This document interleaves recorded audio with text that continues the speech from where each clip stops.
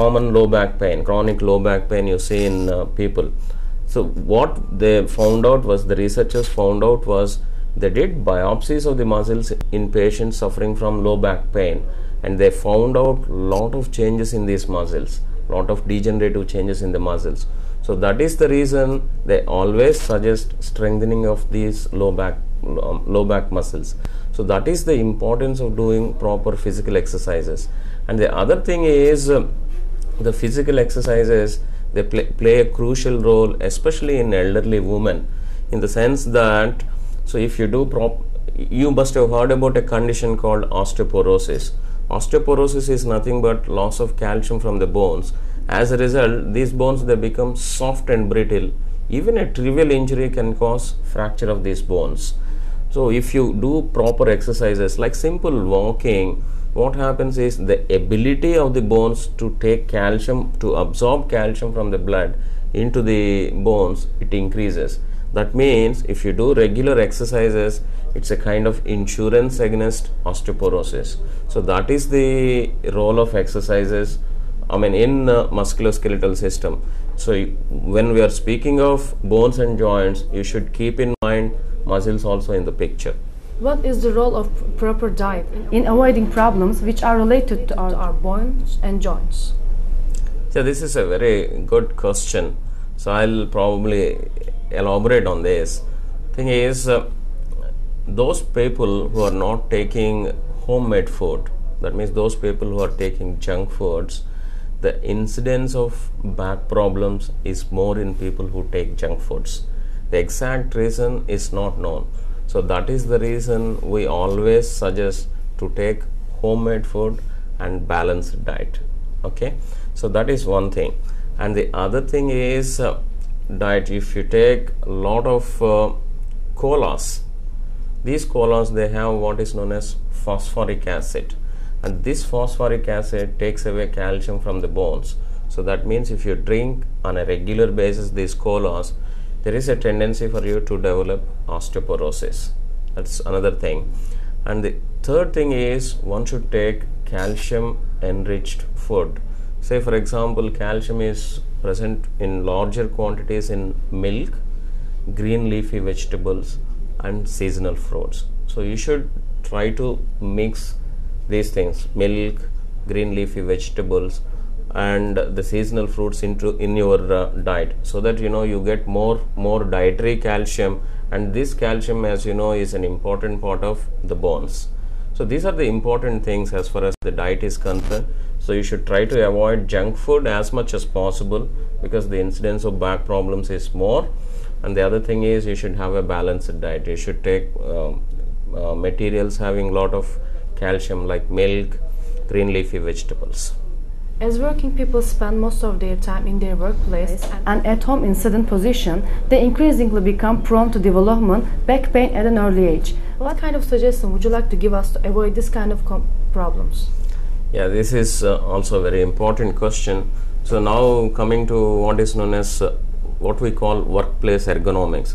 The way you sit, the way you work with your computer, all these things, they fall into this workplace ergonomics. So first thing is, the way you sit is also very important.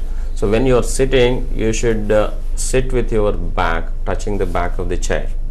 So you cannot lean forward, you cannot crouch. And the other thing is, you should place both your feet on the ground, or you should have a footstep. Okay. And the other third important thing is, when you are sitting, your knees should be at a lower level compared to the hips. So that means you should sit on a higher level chair. So these three things you should follow. This is a proper sitting posture. And the other thing is, you have to take frequent intervals from your work. Like if you have sat down for some time, for half an hour, you should get up, walk around. It's better if you stretch also for 1-2 minutes and then sit back and get back to your work.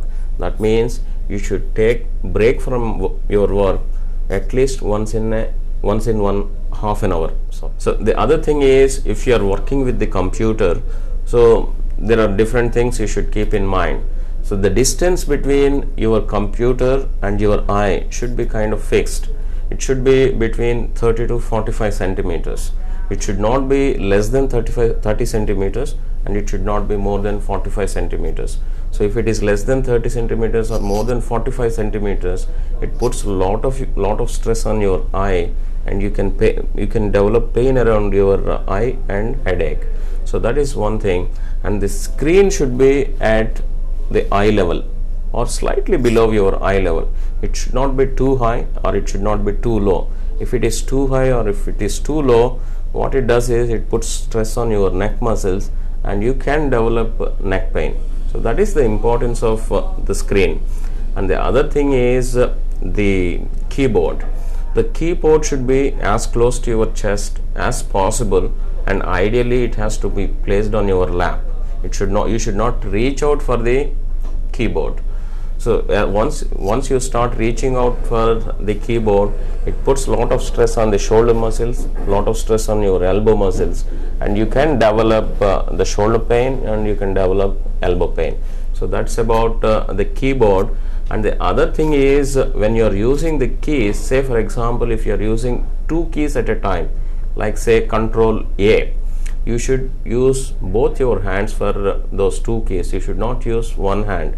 So if you use one hand, it can put stress on the muscles of the hand. You can develop pain around the wrist, pain in the hand also. So you should use both the hands if you are using two keys.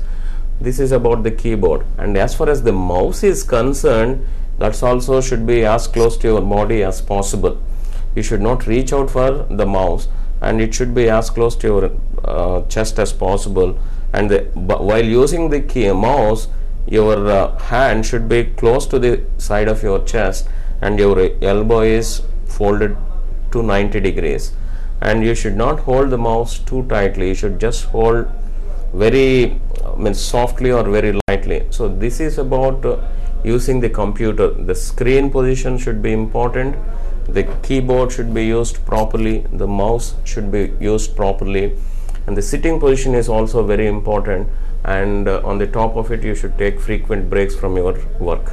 How driving for long hours in two-wheelers and four-wheelers affect the spinal cord and the back? So if you are driving for long hours, say for example if you are driving for 6 hours, so definitely it's going to affect your back. So there is a research published in recent times, especially this is a research data from Japan. So what they found out was the incidence of low back pain is more in bus drivers compared to the normal population. So then they came to the conclusion driving is an important contributory factor for low back pain. And they came out with specific recommendations to avoid developing low back pain. So one important thing is you should not drive at a stretch. So if you have driven for say 2 hours, you should take a break and then start driving again. That's one thing. Second thing is you should try to avoid the bumpy roads as much as possible. So you should try to drive on a flat road. And the other thing is the position. While sitting, the sitting position is very, very important. What they suggested was slight reclining position of the seat is important. So it should not be less than 90 degrees. It has to be more than 90 degrees. The seat should be at least 95 to 100 degrees reclining. That's one thing they suggested. And the other thing they suggested was to put a backrest. You must have seen a lot of backrests. So those backrests are important to avoid low back pain. So all in all, you should take breaks once in every 2 hours. That's very important. Second thing is position. While sitting, you should have your seat properly. It should have more than 90% recline, and you should have some backrest. Thank you very much for the answers, Thank Doctor. you. Hope this interview was helpful for you. Till the next time, we wish you have good health.